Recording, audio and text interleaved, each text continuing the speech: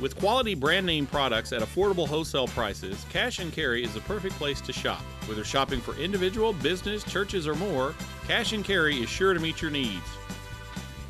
Cash and Carry of Cookeville, 931-528-8050.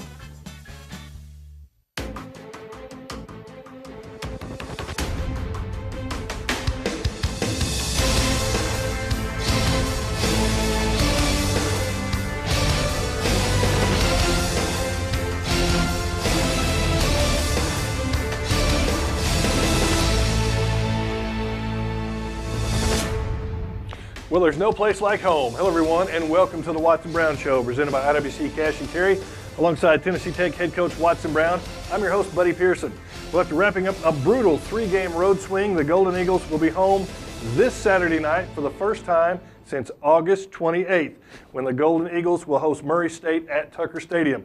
TTU is coming off a 50-7 loss against 10th-ranked Northern Iowa in Cedar Falls, Iowa. Coach, how glad are you to be home and have those three games behind you? You know, we're going to get us, I said this at lunch today, we're going to get a cop to show us where to go. Where to go. We don't know anything about Cookeville, Tennessee. You'll get an escort to the stadium. It's been 5 weeks. It'll be 5 weeks by the time we line up in that stadium from the last time we were here. Wow. And it's been a long haul. Three really tough opponents, all nationally ranked, all still nationally ranked. Yeah. And I just like to think, Buddy, that we've gotten better from playing them. We had a shot to win one of the three, couldn't pull it off. The other two got us really good. Northern Iowa is the best team I've played since I've been here.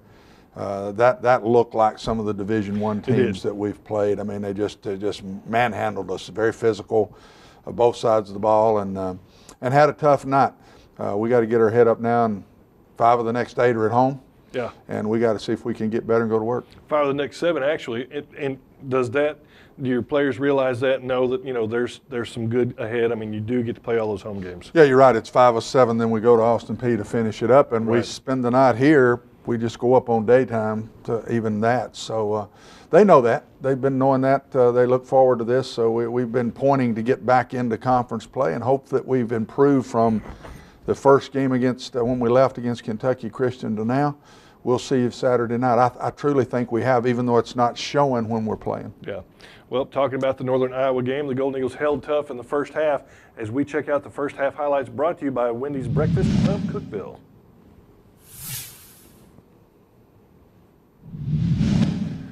Coach, the Northern Iowa offense came out throwing the football right away. Chad Owens, a 23-yard reception from Sawyer Cole Morgan. You know, we're really playing the run very well. Yeah. When we're getting in trouble, it's the pass right now, and it's big pass plays. It's huge chunks at once that we're not playing well. But our front six is just playing. They lined up in toe-to-toe with this bunch and didn't get knocked off the ball.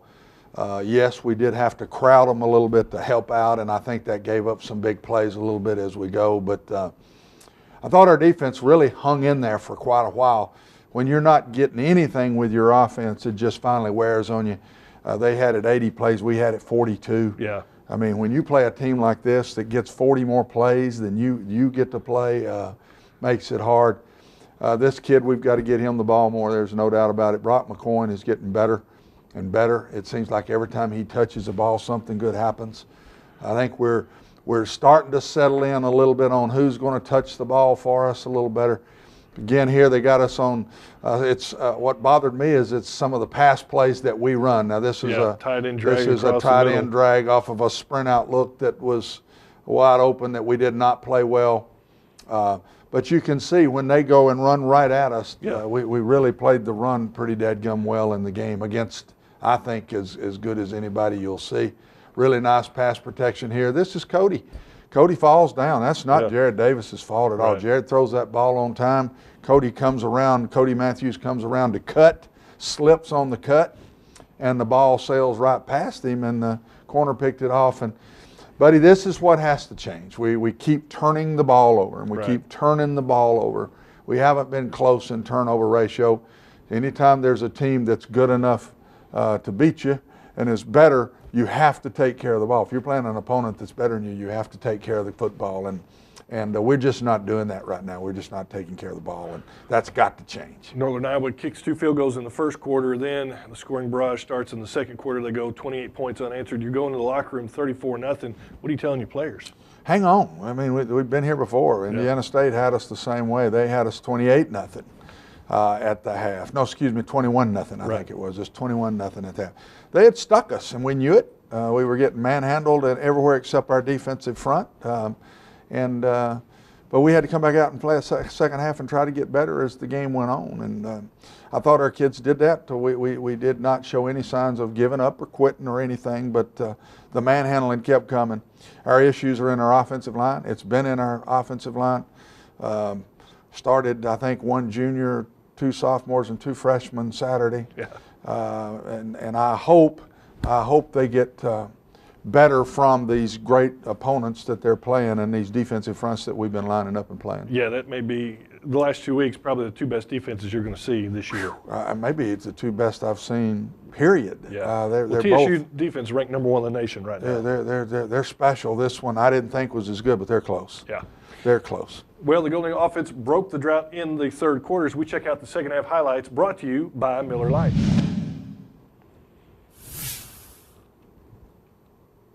Unfortunately, Coach, you come out, start the second half, and, it's like Murphy's Law. If anything bad's going to happen, it does. A fumble on the Trey opening Burke's our kickoff. freshman returner and going to be a really good player. That's right there. I mean, he's got it, and the guy did a great job. They held him up, and he just pulled it right out, ripped it out of his hands. That's one of their cornerbacks that did it, and they go in and score right out the gate. And I thought that really was a blow to us. I thought we were going to come back out in the second half and see if we could get something going, and boom. I mean, it's just 41-0 before you say hello. Bad pass protection by our left tackle there, and just a straight woof, and got a free guy in our quarterback's face.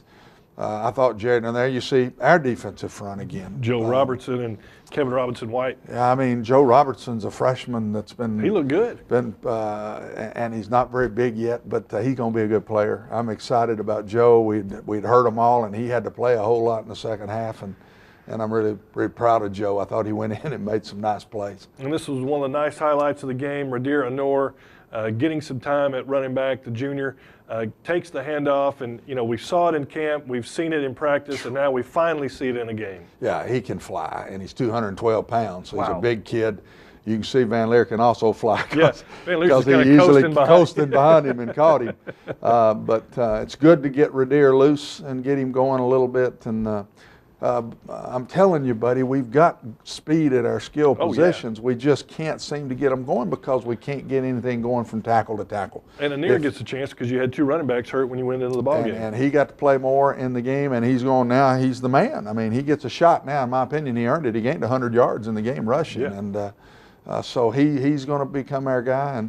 And we got to keep getting Trey Burks and Van Leer involved. Those 3 guys are the backs right now that have got to make some plays for us. Good stop on 4th down by the defense. Coach, I know field position was a big factor. It was hard to put your defense in that situation when they're getting the ball at the 50-yard line every time. Well, and our poor offense is backed up. The guy kept hitting the end zone. We couldn't get it out.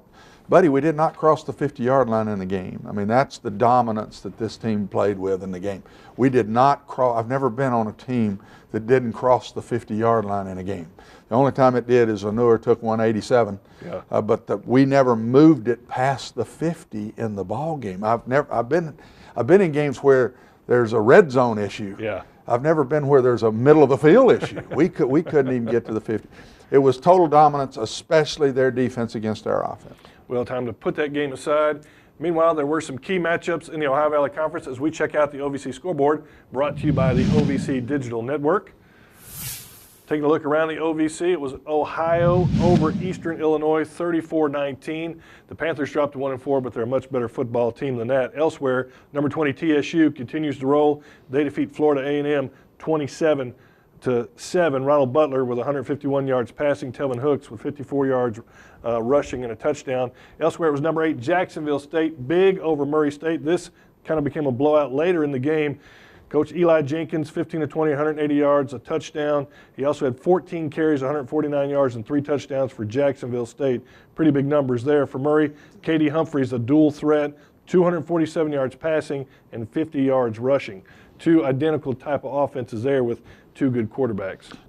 Not identical offenses, complete different offenses, but two quarterbacks that are the leaders of their team and are starting to make plays for them.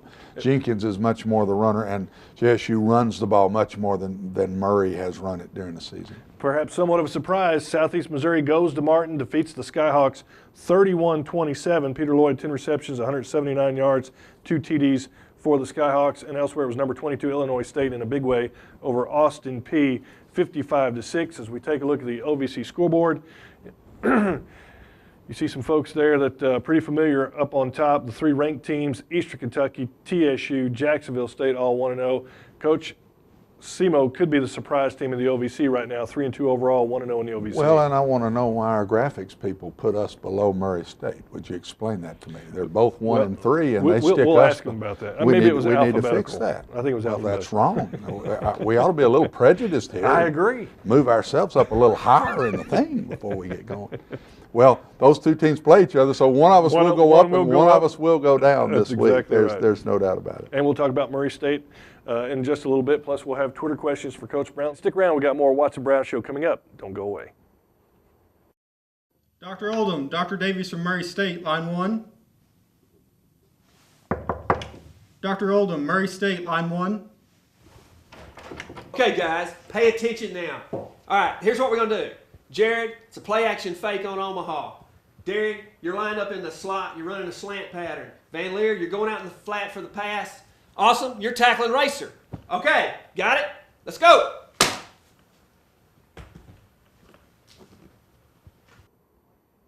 Welcome back to the Watson Brown Show. You know, you've heard Coach Brown talk about the young players on our team. So this week, you'll hear from 2 of them. Freshmen Keith Flanagan and Jonathan Coleman are both in our Golden Eagle Player Profile, brought to you this week by Zaxby's.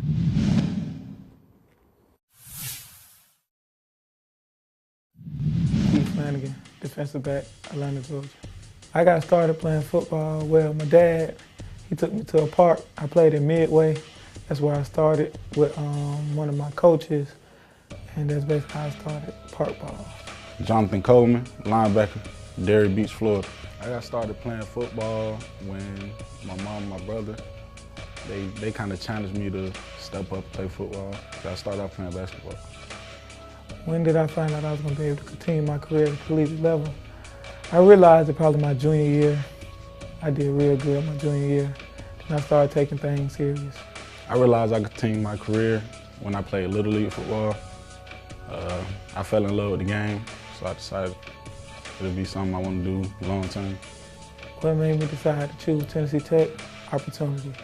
We got some big games, you know, might try to go to the NFL. I mean, just opportunity. I chose Tennessee Tech because I came with my visit, I fell in love with the campus, tradition, and the coaches. They made me feel welcome. My biggest inspiration is providing for my family. Also, Patrick Peterson, I like him a lot. I look at him a lot. He's been an inspiration. My biggest inspiration has been my mother because she always teaches me to never quit, work hard, and go get what you want. How would my teammates describe me? I mean, I'm kind of cool, laid back. I mean, they know I can play ball. That's what I do. My teammates would describe me as funny, hard-working, quiet at times. How would I describe myself as a player? Talented, hard work, great player. I would describe myself as motivated, energetic, and ready to go out and win at all times. My favorite part about being a defensive back is probably just going and getting the ball, you know what I mean, covering, locking guys down. You know, it just fit my personality, honestly. When I'm able to sack the quarterback, it's a feeling of excitement, joy that I helped my team. I got the opportunity to be able to contribute to the win. Coach, Keith and John are going to be pretty good players here. Really good players. They both are playing more and more now. When we lost Trey Goff, Jonathan had to move up. Jonathan probably played 25 plays in the Northern Iowa game Saturday. Keith got in the game in the fourth quarter and got some playing time. He is the backup nickel back to Jimmy Laughlin when we go to that set right now. So I'm sure he'll get to play quite a bit Saturday night. Well, the Tennessee Tech student athletes are always on the run, helping out at elementary and middle schools in Cookeville. It just so happens that the Golden Eagle women's basketball team went to Capshaw for the Cougar Run. Let's take a look in our Tech in the Community segment, brought to you by Pepsi.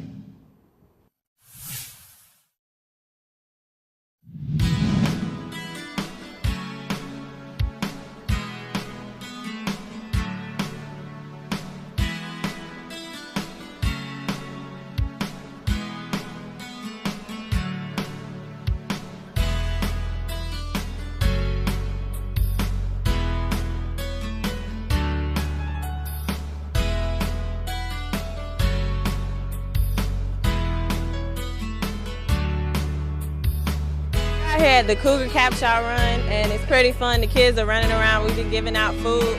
We do this every year. It's great to interact with the kids, and they really enjoy when we come out, and hopefully we get some supporters at our games this year.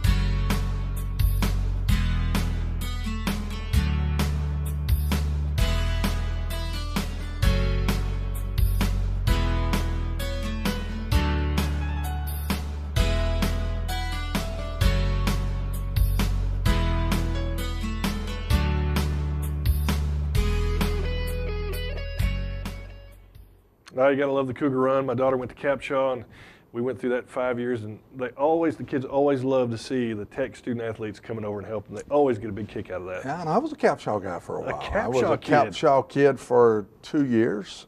We lived in a little brick house, not probably 500 yards from the school there, so I'd walk to school every day. So I got a lot of Capshaw memories. You know, and you really had the Cougar Run because you probably ran the school. You did a Cougar Run every day. No, I didn't run the school. I was in I was in with the guy that did run it rather often. They took me in there a few times, but no, I don't think that I did run the schools. Well, it's time now to catch up with a former TTU athlete. This former TTU basketball player is now playing an active role at his alma mater. Let's take a look at where Marc Burnett has landed.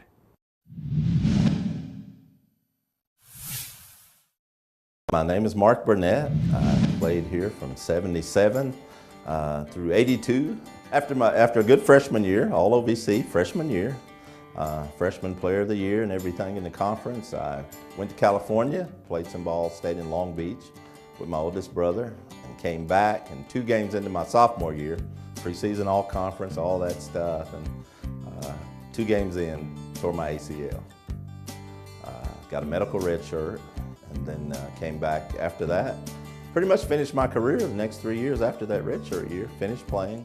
Your freshman year, being selected as a captain as a freshman, you know, at the time, again, I didn't think about it much. The other 2 captains, Butch Blaylock and Dennis Godfrey, who's actually from my high school, from the same high school, Alcoa High School, where I went. They were seniors.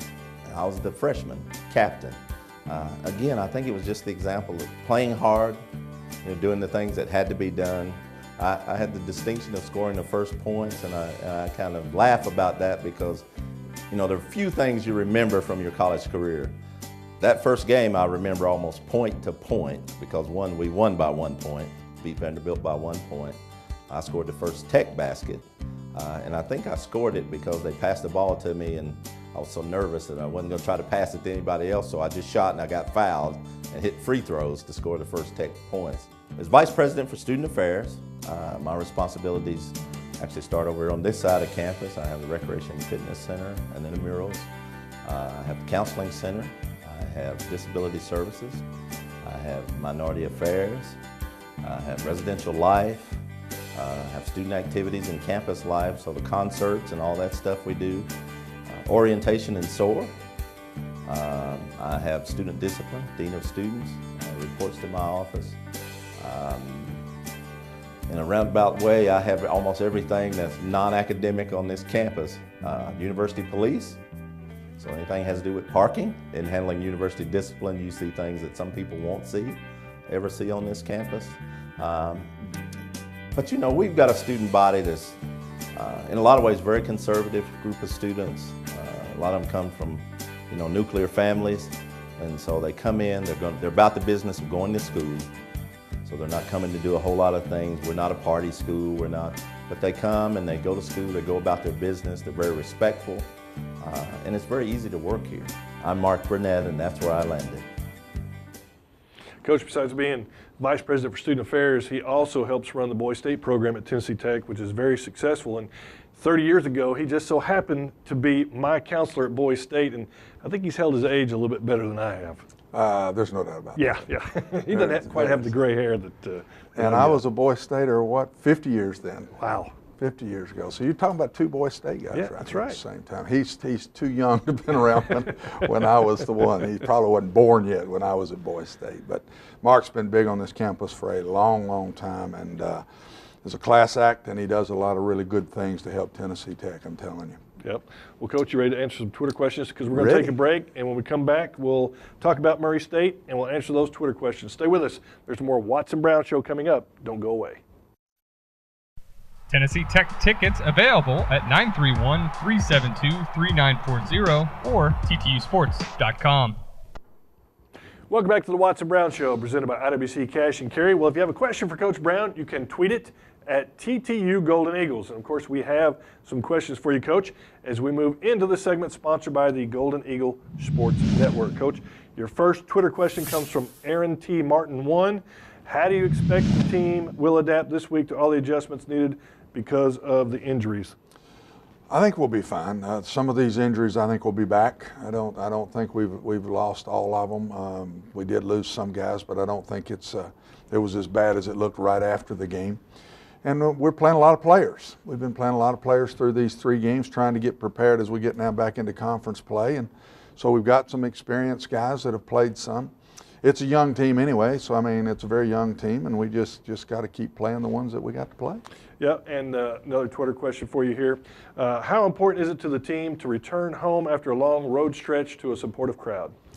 Well, it's been a tough road stretch that I think I hope we've gotten something out of it, and I think it's very important that our kids come out with energy and confidence and understand what they have played.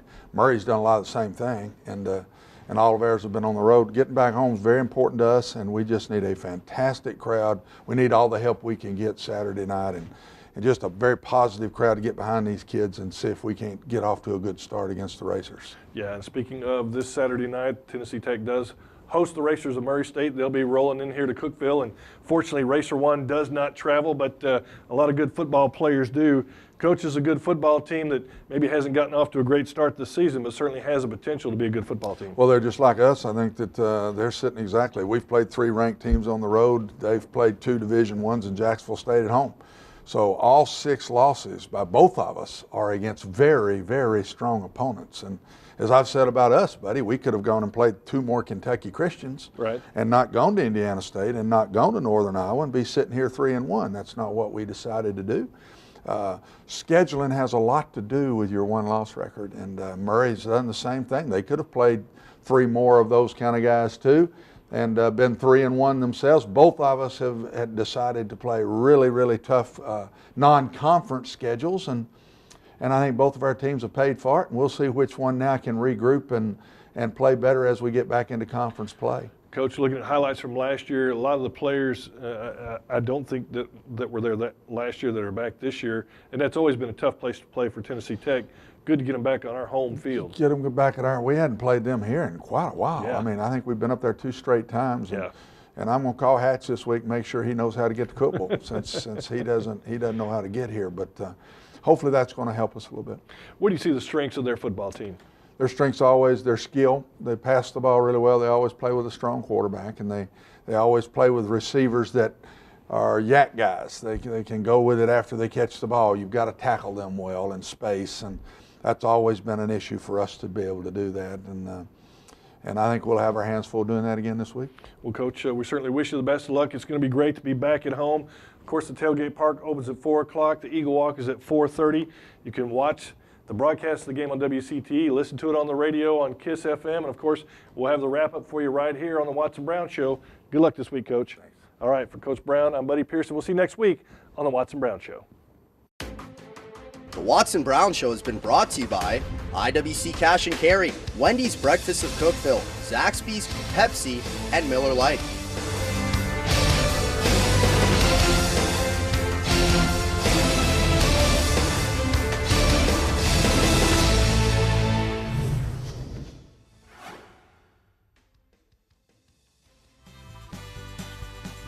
With quality brand name products at affordable wholesale prices, Cash and Carry is the perfect place to shop. Whether shopping for individual, business, churches, or more, Cash and Carry is sure to meet your needs. Cash and Carry of Cookeville, 931-528-8050.